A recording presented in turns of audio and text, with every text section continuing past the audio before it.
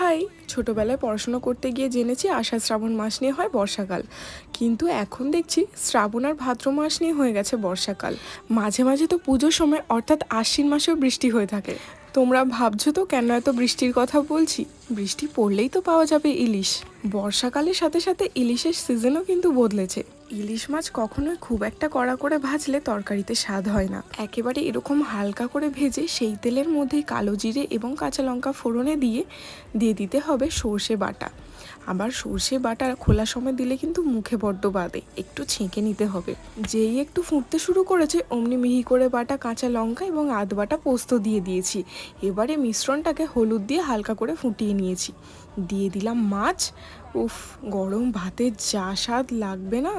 উপর থেকে একটু কাঁচা সর্ষের তেল আর কাঁচা লঙ্কা ছড়িয়ে সার্ভ করুন গরম গরম ভাতের সাথে। দেরি কি, তাড়াতাড়ি গিয়ে বানাও। তার আগে চ্যানেলটা সাবস্ক্রাইব করে যাও।